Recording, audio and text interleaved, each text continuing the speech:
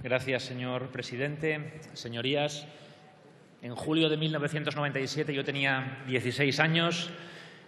Obviamente recuerdo perfectamente aquellas jornadas de julio y por ese preciso motivo y porque hoy recordamos el dolor que Miguel Ángel Blanco sufrió durante su secuestro y asesinato, quiero mandar un abrazo a sus familiares, a sus compañeros de partido y a todos los vecinos de Ermua.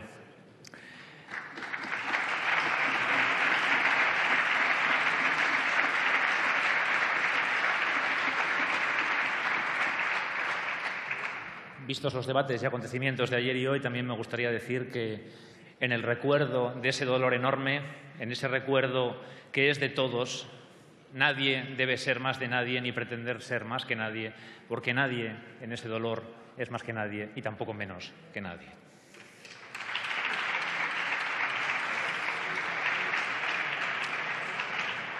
Señor ministro, señorías, el decreto que el Gobierno nos trae hoy supone un cambio de posición histórico. Se lo cuento en un minuto. Hasta la primera legislatura de Rajoy teníamos el canon digital y así compensábamos la copia privada. Esto permitía que las entidades de gestión repartieran bastante dinero entre autores y editores. Se grababan los soportes, por ejemplo los CDs, y esto era muy polémico, como recordarán. Primero, porque no se sabía bien cómo se repartía ese dinero. Algunas entidades lo hacían mejor, como Dama o AISGE, y otras peor, como SGAE. Y segundo, porque se le presuponía cierta intencionalidad susceptible de compensación ex ante a quien compraba un disco duro o un DVD virgen. A Mariano Rajoy, que entonces era oposición en el año séptimo antes de los populismos, 2007, el canon tampoco le gustaba. En octubre de 2010, el Tribunal Europeo, a petición de la Audiencia Provincial de Barcelona, dictó la sentencia conocida como Padawan, que establecía que la aplicación indiscriminada del canon por copia privada no era conforme a la Directiva 29/2001. La Audiencia Provincial de Barcelona falló en contra de SGAE y a favor de Padawan SL, y el PP, que para entonces había ganado las elecciones de 2011, empeñado en llevarle la contraria al PSOE fuera como fuera, decidió que lo mejor era hacer la compensación por copia privada aún más indiscriminada, así que la asignó a los presupuestos generales del Estado para que la pagáramos todos con nuestros impuestos.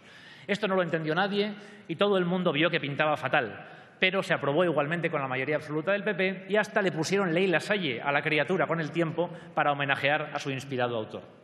Ahora pagábamos todos, pero donde había 100 millones solo quedaban 5, o ni eso, porque el PP no pagó las cantidades que debía. Entonces las entidades de gestión aquí presentes se rebelaron y le pusieron una demanda, que ganaron justamente porque aquello no tenía básicamente ni pies ni cabeza. En 2016, noviembre de 2016, el Supremo anuló la ley Lasalle, qué cosas, y el Reino de España pasó a incumplir todas las normativas habidas y por haber en materia de compensación por copia privada. Y lo mejor es que alguien del Gobierno, con Rajoy ya investido, pensó: qué bueno debió de ser este Lasalle, que no ha dejado ni el solar. Vamos a nombrarle nada menos que secretario de Estado de Agenda Digital. Señor ministro, de Agenda Digital. No me diga que no es una buena historia. Habría que solucionar esto como fuera, así que alguien decidió que había que volver al punto de partida, pero con menos dinero, que los tiempos son duros. Como si no hubiera pasado nada, básicamente. Pero sí pasa, señor ministro y señores del Gobierno. Han pasado muchas cosas. Lo primero, justo es decirlo, es que le deben mucho dinero a las entidades de gestión, muchísimo dinero, y a través de ellas a los autores, editores y tenedores de derechos de autor en este país. Y lo segundo es que el mundo ha cambiado mucho, también el de la cultura. Han cambiado los usos sociales de la cultura, los soportes, las prácticas, la manera en que creamos, producimos y disfrutamos de la cultura. Usamos tabletas y smartphones. A través de ellos accedemos a Spotify, a Amazon Prime, a Netflix, a Bandcamp, a SoundCloud, a Filmin, a YouTube, a HBO, etcétera, cuyos modelos de licencia no requieren de compensación por copia privada. No entro ahora si a mejor o a peor, pero la vida ha cambiado de manera irreversible y no precisamente en el sentido de hacer más copias privadas.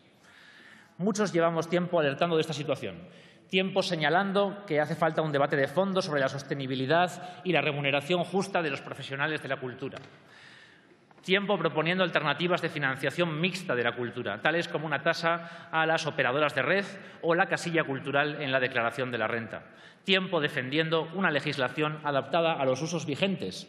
Las entidades saben perfectamente que la copia privada no es el futuro de la gestión colectiva de derechos. Y tampoco es difícil darse cuenta si uno está al día de las tendencias tecnológicas, como es su caso. Sin embargo, el Gobierno nos pide que hagamos como si nada. Pura ficción, básicamente.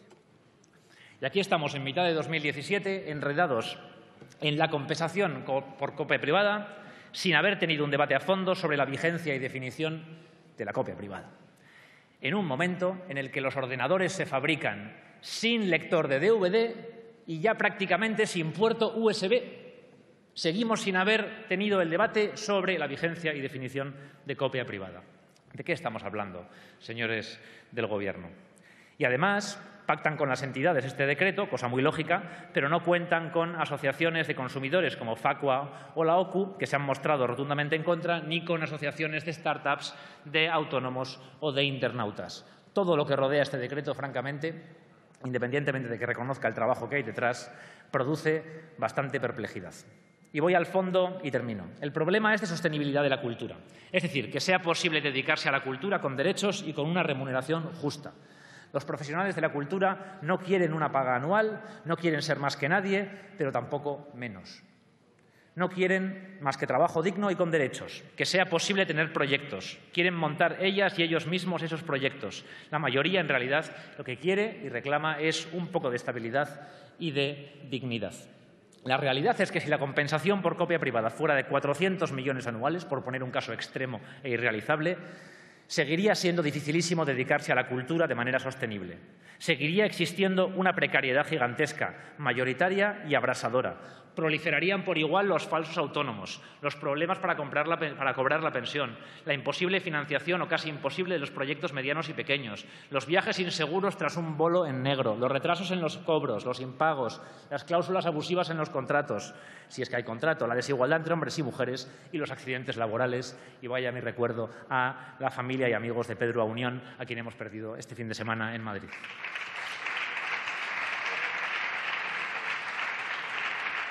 Hay consenso para acabar con esa situación, consenso para una jubilación digna de creadores y profesionales de la cultura, consenso para una financiación mixta de la cultura decente, consenso para la representatividad sindical del sector para poder negociar convenios colectivos estables y dignos. Hay consenso en esta Cámara para todo eso y esas medidas cuestan menos que este decreto vintage que tanto les ha costado. Cuestan mucho menos trabajo y son mucho más eficaces. Termino ya. Hay que ir poco a poco, desde luego. La política no deja de ser el arte del mientras tanto, pero no es el arte de este mientras tanto. Por todo esto y porque el legislador no puede permitirse vivir lejos del mundo que le ha tocado, no les apoyaremos hoy. Izquierda Unida se abstendrá, Podemos, en Comú Podem y en Marea votaremos en contra del canon digital y de este decreto que creemos que debería, por su complejidad, tramitarse como proyecto de ley. Muchas gracias.